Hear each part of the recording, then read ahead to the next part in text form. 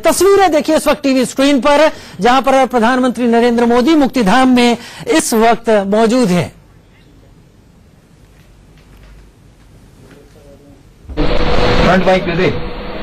यहाँ के स्थानीय जो वाद्य यंत्र हैं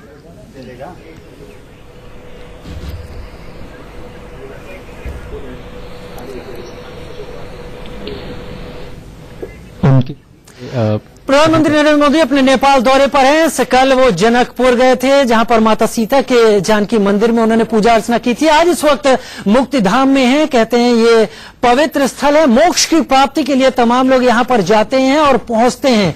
प्रधानमंत्री ने कल अपने वक्तव्य में ये बात साफ कही थी कि नेपाल के बिना भारत अधूरा है और नेपाल के बिना राम भी अधूरे हैं। आज पशुपतिनाथ मंदिर में भी वो दर्शन करने के लिए जाएंगे। एक तरीके से प्रधानमंत्री दो देशों के बीच समझौतों की तो कोशिश कर ही रहे हैं, साथ ही ये एक धार्मिक यात्रा भी उनकी साबित हो रही है, जिसमें वो तमाम लोगों से मिल रहे हैं, मंदिर में भक्तों से, पुजारियों से मिल रहे हैं और इष्ट आराध्य के दर्शन भी कर रहे हैं। दो तस्वीरें टीवी स्क्रीन पर पूरी तन्मयता के साथ मुक्तिधाम मंदिर में प्रधानमंत्री पूजा अर्चना करते हुए।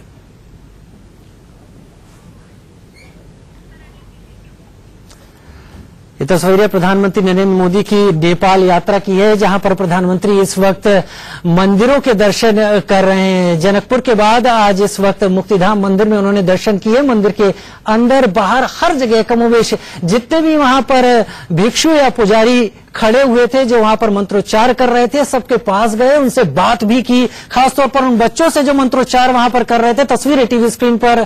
और प्रधानमंत्री इसके बाद पशुपतिनाथ मंदिर भी जाएंगे और वहां पर जाकर वो भगवान शिव की पूजा अर्चना करेंगे। और अपने आप में खास है पशुपतिनाथ मंदिर की और नेपाल की यात्रा, जहां पर प्रधानमंत्री दो देशों के बीच संबंधों को एक अलग स्तर पर ले जाने की कोशिश में है और साथ ही प्रधानमंत्री एक धार्मिक यात्रा भी पूरी कर रही है। तस्वीरें देखिए जब वो मुक्तिधाम मंदिर के बाहर आकर उन्होंने जल का आचमन किया। ये पवित्र जल माना जाता है। ठीक मुक्तिधाम मंदिर के बाहर वहां पर प्रधानमंत्री जा रहे हैं और हर जगह हाथों में वो जल लेकर अपने माथे से लगा रहे हैं।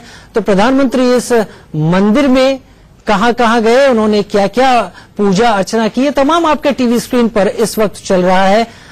तमाम लोग भी वहां पर मौजूद हैं, लेकिन प्रधानमंत्री सबका अभिवादन करते हुए मंदिर की परिक्रमा लगा रहे हैं इस वक्त।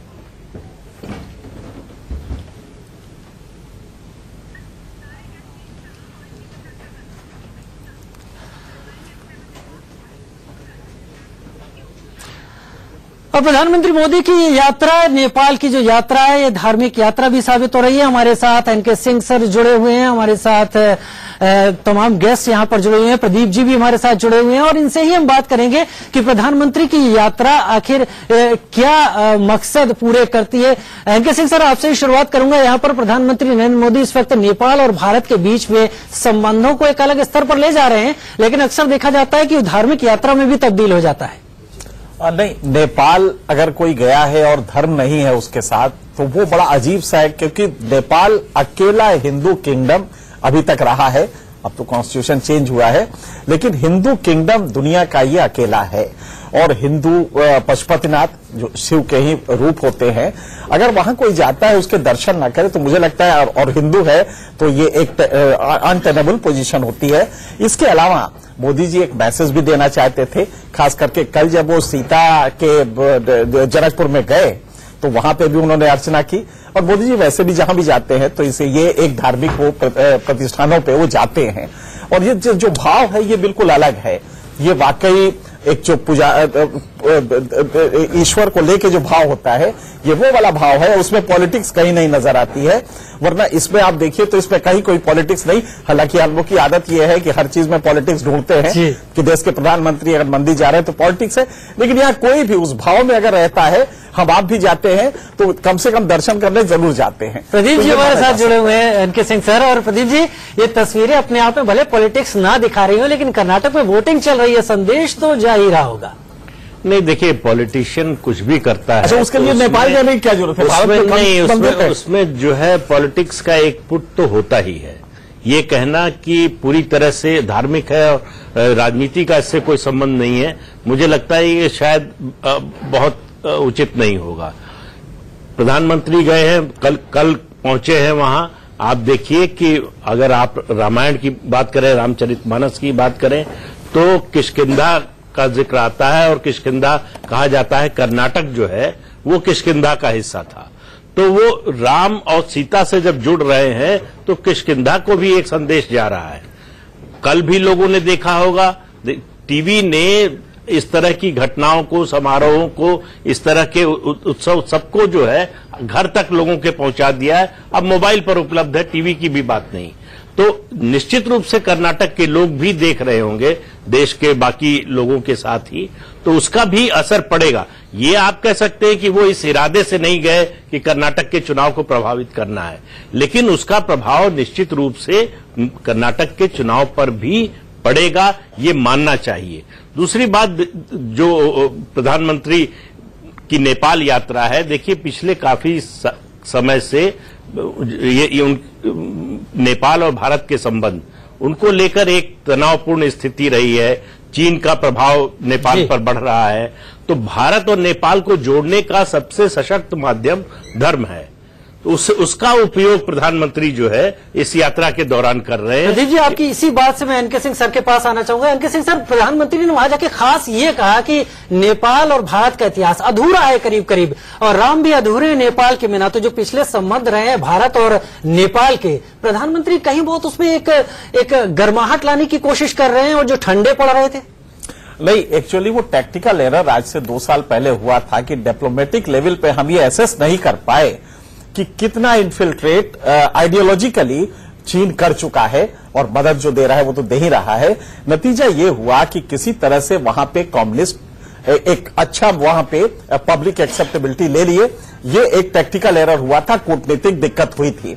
उसको एसेस करने के बाद जैसे ही एसेस हो गया तो भारत ने अपनी पूरी, आज आप जानते हैं कि 3 टायर सिस्टम है वहां पे, 3 लेवल पे हमारे उनके बीच के संबंध को डिफाइन किया जाता है। वहां पे रोड हम बनवा रहे हैं, रेल बनवा रहे हैं, और सबसे बड़ी बात है कि वहां की जीडीपी में एग्रीकल्चर का कंट्रीब्यूशन 37% है। तो अभी भी इंडस्ट्रियल डेवलपमेंट नहीं हुआ, तो भारत से ही वो सारा मदद करना है। एनके सिंह सर, 3 तस्वीरें भी हम देख लेते हैं। 3 तस्वीरें आप जो कह रहे हैं, प्रदीप जी भी जो कह रहे हैं, कहीं बहुत बहुत बड़ा एक संदेश दे रही है। प्रधानमंत्री जिस तन्मयता के साथ इन मंदिरों में जा रहे हैं, पहले जनकपुर गए जहां माता जानकी का मंदिर है, वहां पूजा अर्चना की, फिर मुक्तिधाम पहुंचे जो नेपालियों के बीच में भी एक खास जगह रखता है, और अब पशुपतिनाथ, जिसके बिना शायद नेपाल को उसकी कल्पना नहीं की जा सकती कि इतना बड़ा धाम वहां पर है। पूरे विदेश, देश, पूरे विश्व भर से लोग यहां जाते हैं। तो केवल प्रधानमंत्री की यात्रा को क्या प्रदीप जी हम इसी से जोड़कर रखें, या ये तस्वीरें वाकई भारत और नेपाल के संबंधों को जो चीन की सेंध लग रही थी उससे कहीं और लेवल पर ले जा रहे हैं? बिल्कुल, निश्चित रूप से। देखिए, मैं फिर वही बात कहूंगा कि भारत और नेपाल को जोड़ने का जो एनके सिंह साहब ने कहा थोड़ी देर पहले कि अकेला हिंदू किंगडम था नेपाल, तो एक जो सांस्कृतिक जुड़ाव है, धार्मिक जुड़ाव है भारत और नेपाल का, उससे कोई इनकार नहीं कर सकता।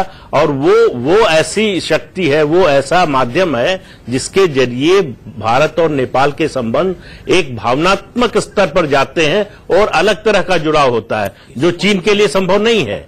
ये भारत का ही कोई नेता, प्रधानमंत्री इस तरह का काम कर सकता है। तो भारत और नेपाल के जो पारंपरिक संबंध सदियों से रहे हैं, उनको देखते हुए प्रधानमंत्री को शायद ये लगा कि अगर संबंधों में सुधार लाना है तो ये एक माध्यम हो सकता है। एक चीज प्रदीप जी और भी है कि हमारे हिंदुओं का सबसे बड़ा आराध्य देव भगवान राम, उनकी शादी वहां पे हुई है जनकपुर में, जो कि पहले मिथिला का वो होता था, राजधानी होती थी, और बाई चांस मेरी भी शादी उसी इलाके में हुई है। क्या बात? तो मैं ये कह सकता हूं कि वो जो इलाका है बहुत प्रभावित है। यहां तक कि छपरा, गोपालगंज, ये सारा इलाका जनकपुर से प्रभावित है। तो वहां पे रोटी बेटी का रिश्ता है, और ये आज से नहीं, एक जमाने से चला आ रहा है।